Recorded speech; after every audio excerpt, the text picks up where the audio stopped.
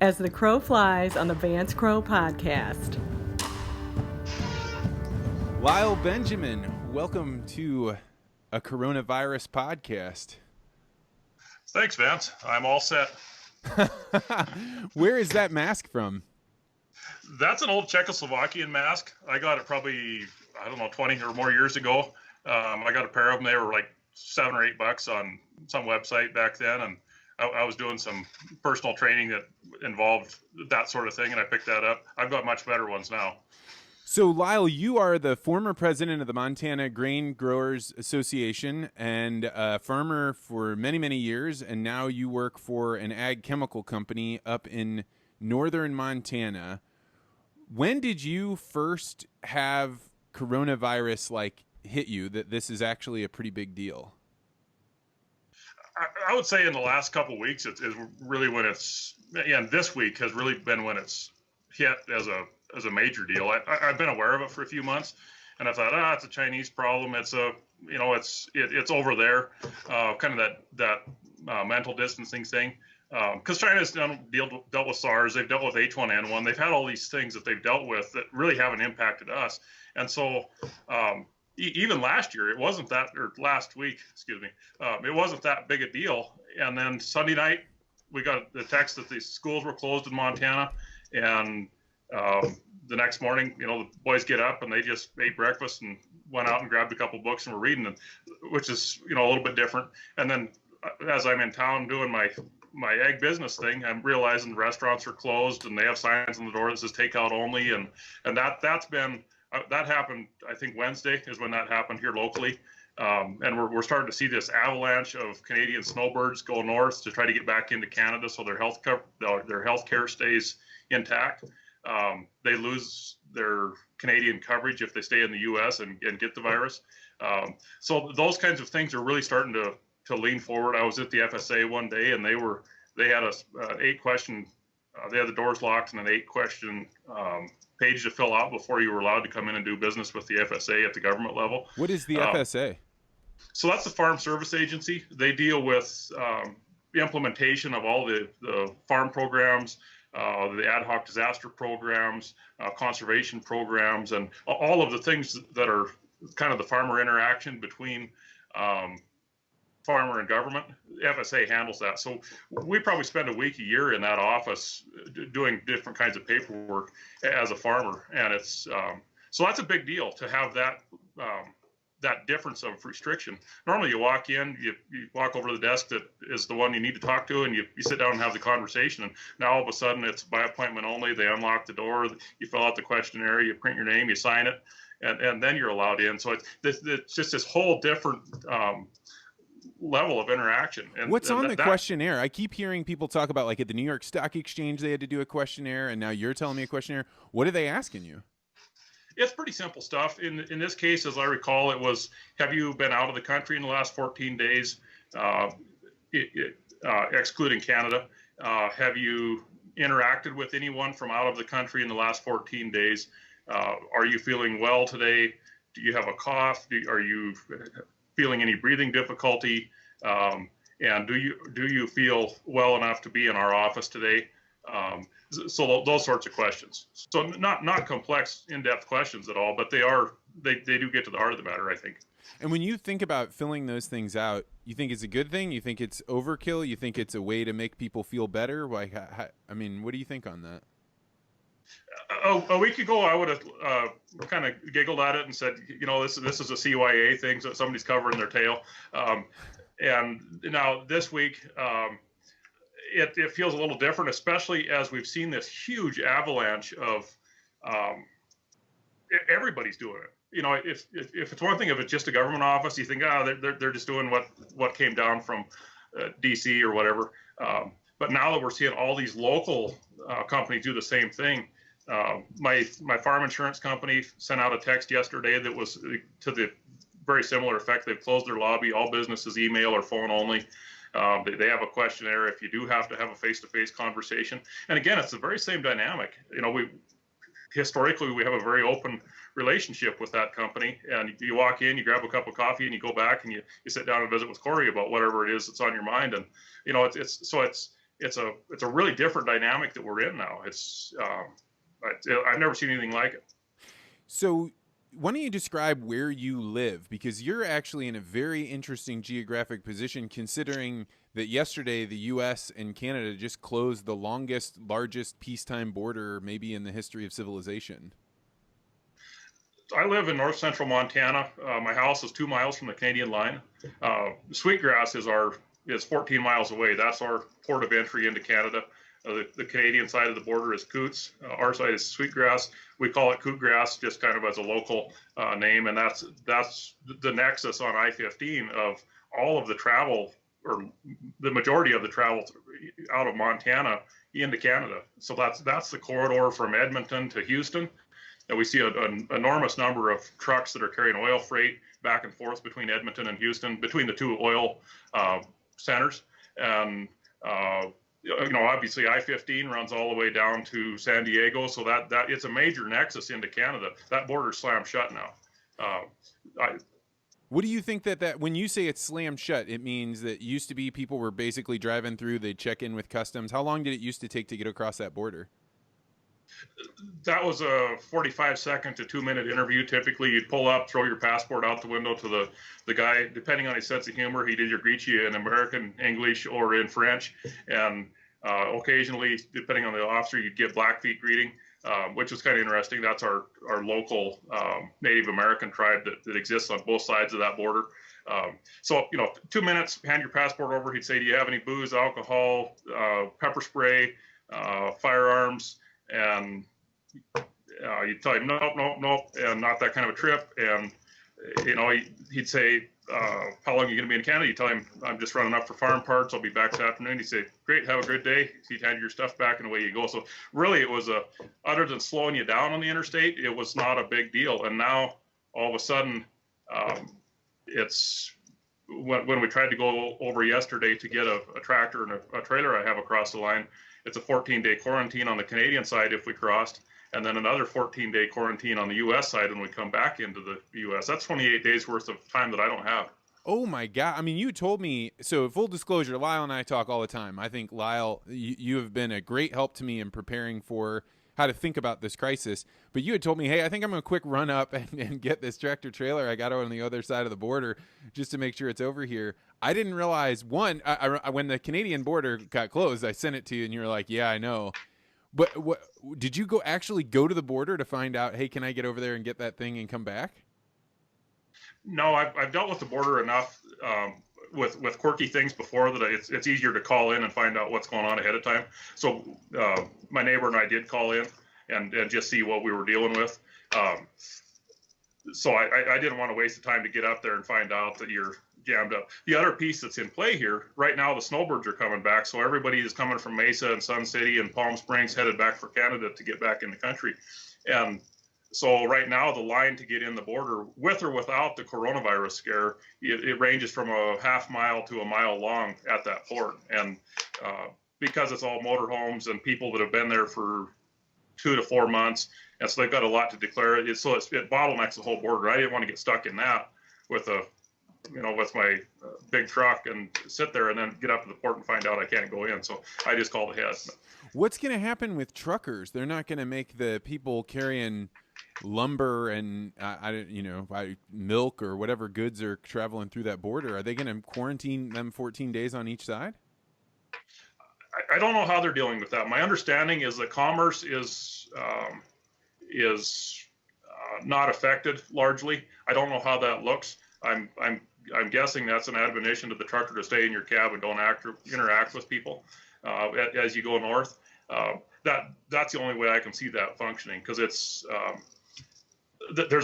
that's a 24-hour port. There's at any given time there will be 5 to 6 trucks backed up on the commercial side, and that can be 25 to 40 trucks, during peak times. Even in the middle of the night, you'll see a truck parked there at the commercial entry. So to shut that down completely, just can't happen. I mean, it would.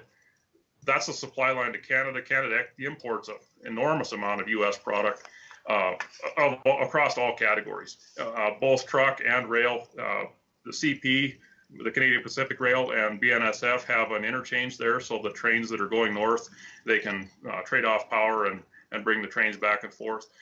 It's a major port here. So, talking about supply chains and really agriculture right now, it's an interesting time because the government has been saying, hey, we have no problems with food right now.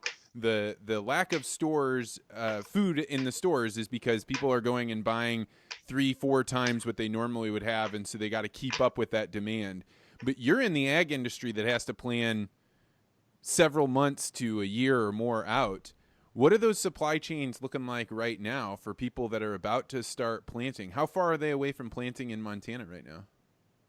Right now we've got 6 inches of snow on the ground, so we're a little ways out. Normally we'd say farmers will be going hard by the 15th of April, so we're give or take a month out. We, from an ag industry perspective, we're seeing shipments coming in. A lot of our tech material comes from China on the chemical side and on the fertility side. So we're seeing some things that are sitting either in a ship that they got quarantined before they left China or before they left the Asian sphere, and then they'll see a similar quarantine when they hit the U.S. shore. So we're going out as ag input suppliers and saying, hey, we need to restructure what your chemical plan or your fertility plan looks like this year, because this stuff's either going to show up 2 months late or not at all this year. So that's going to have a huge impact on farmers' input plans this year, and how we do business. It's a major deal. On the backside of it, the crop that we harvest and send out, we're not seeing those impacts yet, but I'm certain there will be impacts. And some of it's as simple as in Montana, 80% of our products, our ag products, are exported to the Pacific Rim. Do we still have a customer there? Have they locked down their borders? Is one question. BNSF, I mentioned earlier. In fact, I shared an Instagram picture of a train car that said "Time is finite" yesterday. Memento mori. Memento mori. Yeah, that's our skyline into Portland. All of our grain transits Montana on BNSF. We're a captive shipper, which is not a problem.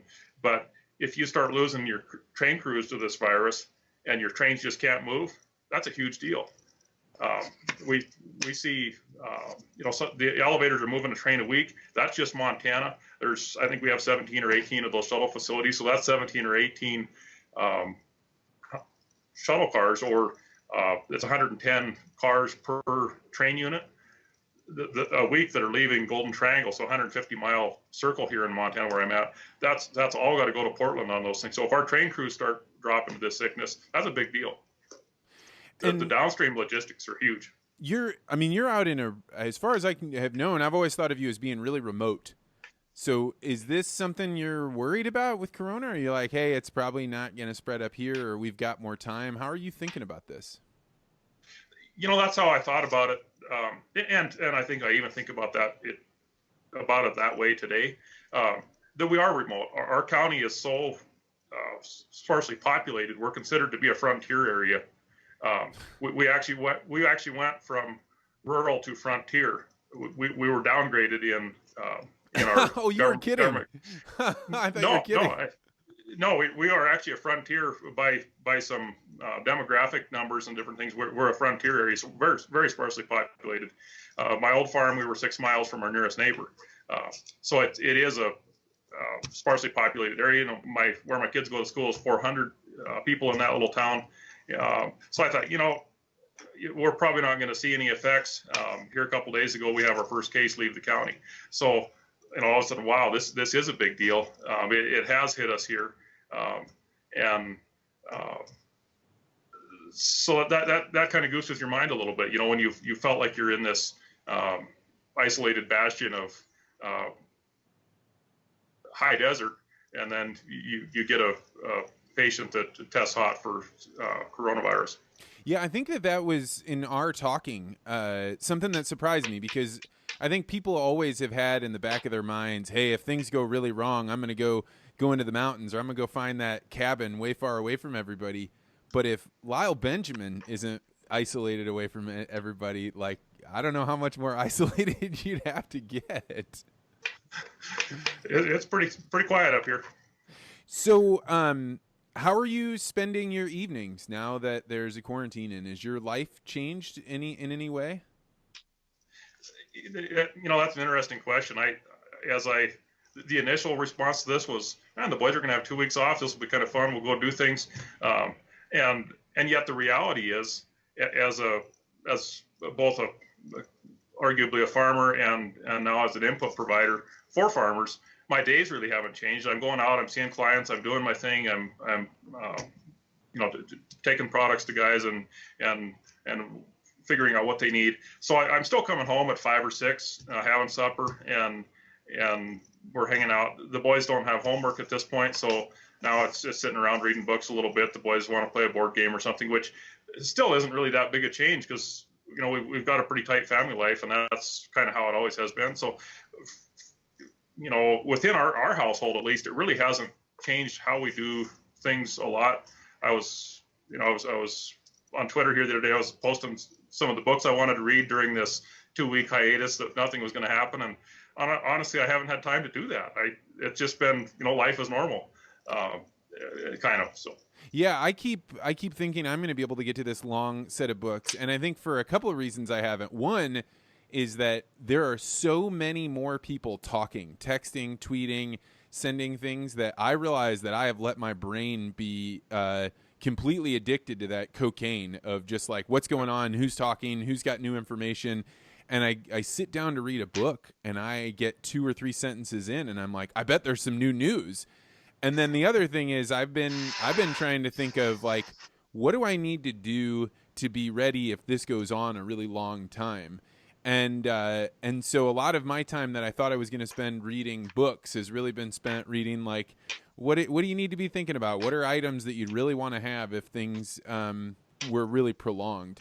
What is your thinking there? What is something that a regular person living in a city should think about for longer term planning? If we're in isolation for a month or 2 or 3, what do you think they should think about? That's an interesting question for me to think about. As a farmer, we're 45 miles from town. We shop we shop in week-long quantities or 2-week-long quantities. If we don't go to town for a week, it's not the end of the world.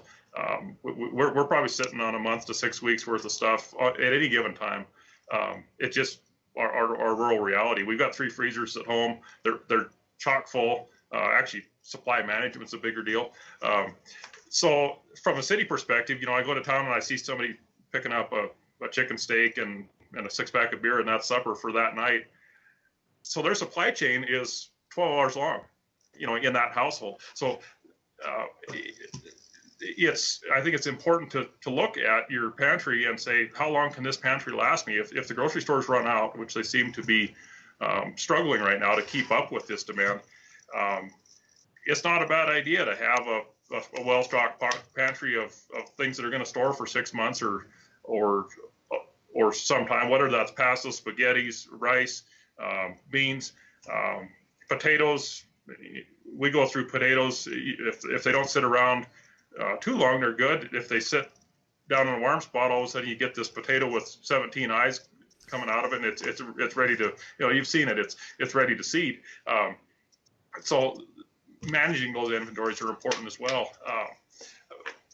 We've seen a run on milk here. Milk freezes. You can throw 5 or 6 gallons in your freezer. It takes about a day to thaw it up. Oh yeah, absolutely. We always have 3 to 4 gallons of milk in our freezer just for these winter weather events that we have. So yeah, you throw it in the freezer. It freezes up solid. The jug will expand just a little bit. It takes about a day to a day and a half for it to thaw back out. And it's with pasteurized homogenized milk. It's stable, and it's the fats stay in solution, so you don't even have to shake it up after it's thawed out. Oh man, that is really interesting. So I have a couple gallons of milk in the fridge right now. I'm always doing the full fat milk for Annie. She's going to have a baby in August, so I'm just trying to get her all the nutrients possible. But knowing I could freeze some milk would be a good thing. We'll see if I can free up the freezer space. So I could definitely talk to you for a very long time, and you and I will do a long, in-depth interview. But these are designed to just be giving people a flavor for what's going on in the world, I want to end with two questions. The first one I've asked you probably every night for the last week or two because it keeps getting updated. And then the other one, maybe trying to bring a little bit of hope or some kind of thing. But the first question is, what do you think the world is going to look like in 2 weeks? My crystal ball is awfully cloudy. You asked that question a few weeks ago, and I said, boy, state borders are going to be closed, and there's going to be, I think I was predicting at that time, maybe 250 deaths nationwide. We've seen who knows where the fatalities will go. But seeing this U.S.-Canadian border shut down, that greatly surprised me. And so it's a little interesting that shut down before interstate borders did. But maybe that's the warning that we need, that shutting down state borders isn't the answer, because there's so much of this commerce that moves back and forth all over the country. So I think maybe we're at stasis right now. In the next 2 weeks, we kind of see where where we end up, as people have been kind of self-isolated a little bit. So I think 2 weeks from now, we look a lot like we do today. Maybe that stretches to a month, but that's as far as I can really predict at this point. And then the more hopeful question is, what's something you've noticed that you wouldn't have necessarily seen had you not been involved in this crazy pandemic right now? It's really interesting to me how the people interactions are. We've been told, wash your hands, don't shake hands, fist bumps are safer, but don't do that. Elbow bumps are safer yet, don't do that either. All these things. And so I'm seeing my banker on Monday, and I walk in, and we have a very close relationship. Normally we shake hands. So I walk in, and he fist bumps me, which is really unusual.